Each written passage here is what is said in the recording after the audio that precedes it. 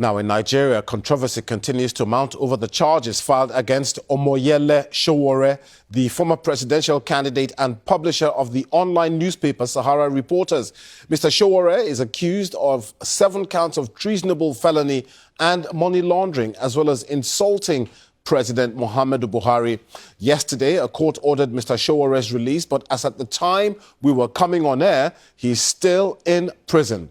Well, earlier today, I spoke to Nigeria's Minister for Justice and Attorney General Abubakar Malami. I began by asking him why the government was singling out Mr. Sowore. So we have at hand a situation whereby someone that contested election and lost, and is eventually calling on change of government, revolution and change of government through means other than the constitutionally recognized means. And to our mind, that constitutes a treasonable felony. Well, isn't that a bit hypocritical? Because the man who you're serving under, President Muhammadu Buhari, he carried out an actual coup in 1983. In 2011, while he was the opposition leader, he called for protests akin to those that were taking place in Egypt.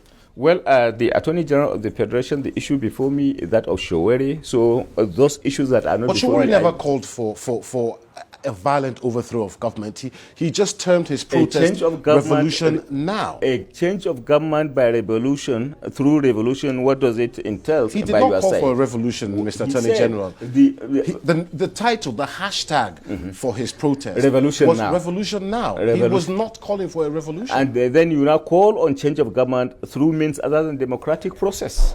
One of the charges against him is also for insulting the president. Come on, Mr. Attorney General.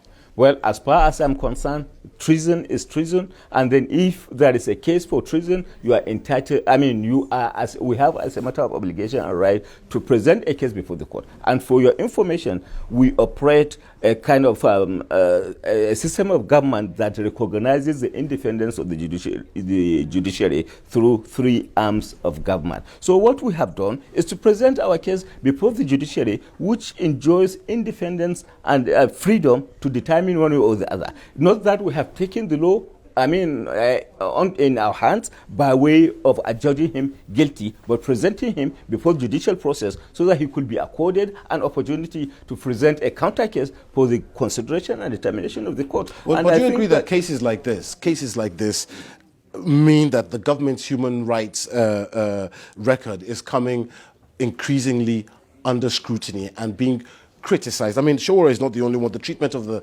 Shia population in the country, for instance, Dadiat Abubakar Idris, who is a well-known government critic who is in detention, and then there's also the case of another journalist, Abba Jalingo, who has also been in detention for over 30 days. Well, what is the government scared of?